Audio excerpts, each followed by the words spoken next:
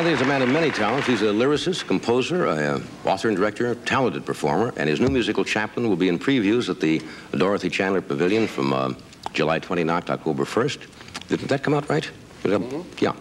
July 29th to October 1st. And it's going to open in New York at the end of October. Would you welcome Anthony Newley?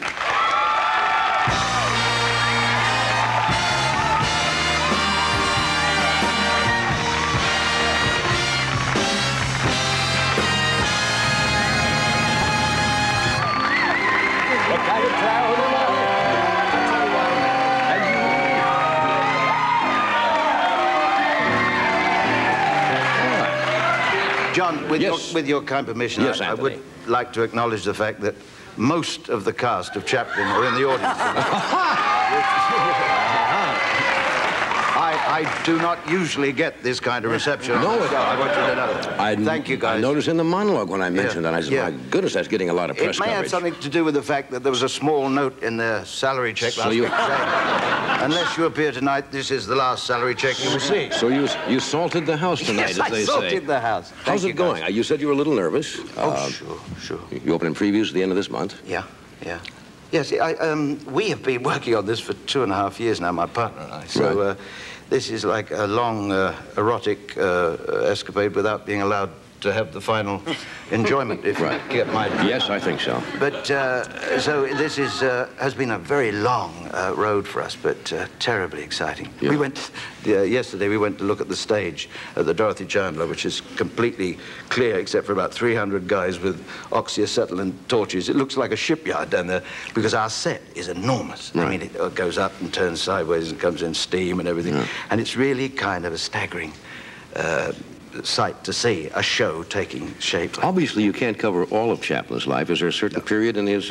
We, in fact, John, do cover his entire life from the age of 6 to his death. Yeah. In a sort of a... We flash forward and backward in time and mix them up. I always found Chaplin's childhood fascinating because both Stan and I were more interested in the making of Chaplin the Clown than Chaplin the performer, because I always thought that was done. Nobody did that better than him. Right. So really our story is the private Chaplin, which is a pretty extraordinary story. Did you ever meet him? I only met him once in New York when he was back there at the Lincoln Center, and they had a tribute. He was a very old man. And somebody had a party afterwards, and, you know, he's a legend, of course. Yeah. And he came across the room, and before I could say anything, they always take it away from you. And he said, you know, I've watched you, and you're quite wonderful. Now I didn't know what to say. Yes. You're quite wonderful, too? I mean, but he was very, very sweet. Yes, yes. Did you find out a lot of things about him you didn't know in research? Yes. I mean, I think Stan and I read every book there was about him. The autobiography of his, as well as all the biographies. And, but you know, John, like all really great creative people, there were so many sides to Charlie. I'm not sure that even Stan and I are privy to them. He had his dark side, like all great men, and we have shown some of that, because I think if you know the human part of great men, somehow it makes the good things they do just as interesting. You know, nobody has ever been perfect in the course of history, and Charlie wasn't perfect by any means. But he did make the entire world laugh at one time. And what's extraordinary is there were parts of the world that had never heard of Jesus Christ who knew Charlie Chaplin's name by rote. That's celebrity. You know? He first came here, what, in the early 20s? Yes. No, it was earlier than that. Yeah. He came here twice before he became a film star with the Carno Troupe, which is a group of vaudeville performers. And they didn't get very good reviews. The second time they came, Charlie got the reviews and the show was bombed. Carno, Max Sennett, the famous Max Sennett filmmaker, saw him and one night and remembered the name. And when one of his performers dropped out of his film company, he wired Chaplin, and that's really how Charlie came to Hollywood. But he was terrified. I mean, he didn't think he'd be any good at all. And he was quite prepared to go into the pig business. He and a friend were going to open a pig farm in Nebraska if it didn't work. Charlie was, the buck was terribly important for Charlie. He made mostly silence, right? He did make some talkies. He made about 4 or 5 talkies. But Charlie's talkies were not really what he was about. His art and the cinematograph came together at the perfect time. And if it weren't for that giant ego, of course, which he enjoyed, he he perhaps should not have made talkies. I don't think so, anyway. Now, you're going to do a number tonight. I think it's the first time you've done this number, certainly on television. Does this need any little background explained? If I may, sure, yes. Please. It's a number called Remember Me, and it's right at toward the end of the show. Charlie was having great trouble with the American political scene, and he was very unpopular. The dichotomy between that funny little guy on the screen, the poor man, and the private Chaplin was so enormous for the American public. They couldn't believe that this guy would absolutely... in real life, he was a millionaire. He loved his millions, and he married very young girls, which they also couldn't understand. And so the two Chaplins were so different that I think to many people's eyes here, he became a bit of a monster. And on the boat coming to Europe, the Internal Revenue sent him a cable saying, "You will not be allowed back into America unless you stand trial on your politics and your morals." And it broke his heart. And he sings this song to the Statue of Liberty as it fades into the background. Can I sing it? Yes, please. thank you. 20 minutes.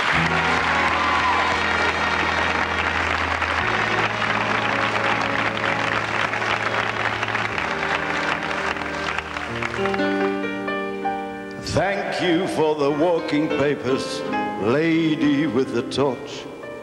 It seems New York's the last I'll ever see of you.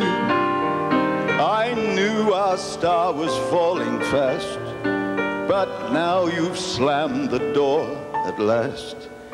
I guess I'll have to say goodbye to you, lady with the torch. Maybe a torch song will do.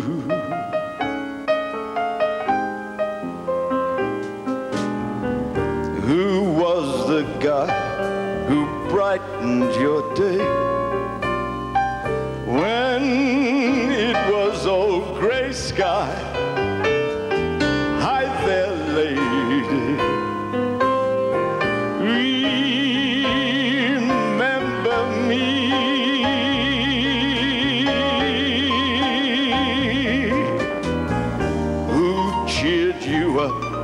When you were low down, who cleared your frown away? Hey there, lady, remember me.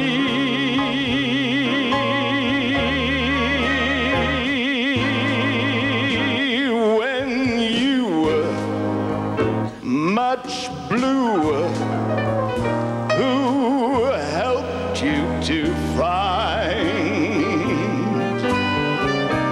that smile you were after? How soon they forget the laughter. You took my heart and broke it in two. Tired of me, now I'm feeling all at sea.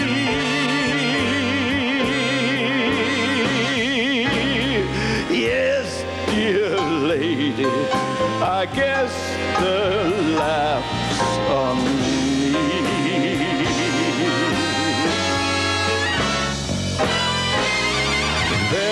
Someone new amusing you now. Sounds like you do just fine. Shine on, lady. Now you're free.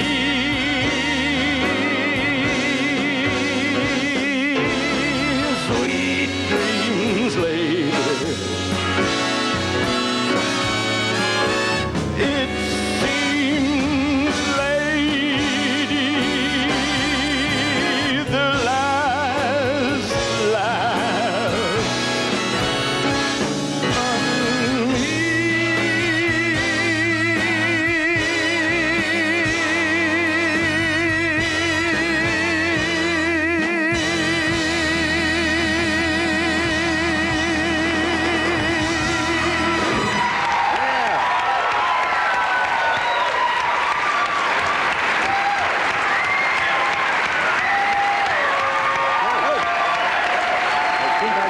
yourself an injury. Thank you. Thanks for doing that. Thanks for doing that. Good number. Look forward to seeing the play. I wish you much success with it. You once said, I think in an interview, that performing, you made you nervous, and you found applause embarrassing. Is that a fairly... Yes, I was younger then, and... You mean you would have preferred to have dead silence after... No, don't get me wrong. What do you mean embarrassing? I like it now. Yeah. I didn't like it then. No, like many performers, I always found walking on a stage a truly terrifying experience. Yeah. I think I told you before, I always remember Barbra Streisand saying to me that when she did her first audition, she refused to face front. She faced backwards. And I never understood how she had any kind of career. Facing the other way? Facing the other way. Yeah. But, it can be kind of a traumatic thing walking out there. Yes, it is. I mean, you know what I'm saying. But, we'll take a break. We'll be right back. Stay where you are.